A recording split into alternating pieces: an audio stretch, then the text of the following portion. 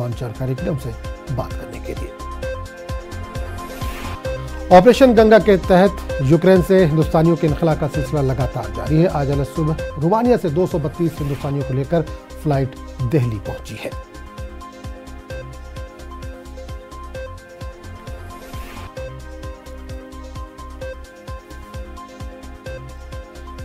Difficult situation for us to live there, and we thankful to all Indian government to evacuate us here, and we are very thankful. Embassy also came to us to take us at the flight, and we are very safe here now. बहुत अच्छा लग रहा है और सच में बहुत ही ज़्यादा धन्यवाद करना चाहूँगी सरकार का कि सबके बच्चे उन्होंने मतलब इतना पेन लेके वापस लाए हैं। नहीं तो पेरेंट्स तो बिल्कुल हेल्पलेस थे, हम पैसे से भी कुछ भी नहीं कर पाते, बच्चे को कैसे वापस लाते।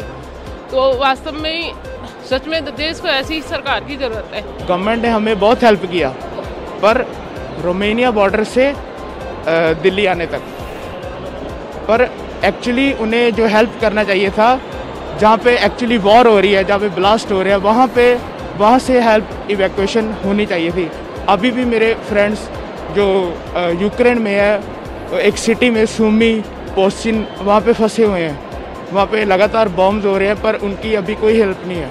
आई एम थैंकफुल कि रोमानिया बॉर्डर के बाद हमें हेल्प मिली और हम यहाँ आ पाए, उसके लिए मैं गवर्नमेंट का बहुत थैंक करता हूँ।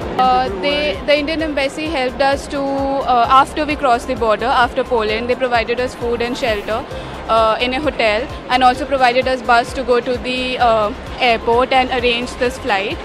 They're also helping students for the domestic travel, but we are choosing to go by ourselves. I am Diksha Khanna from Kharkiv National Medical University. I was stuck there in Kharkiv, Ukraine. I'm a 4th course medical student, and obviously the situation there is disastrous, but the Indian government and the Indian embassy has provided all the possible arrangements they could do to get us out. Of course, we were in the active.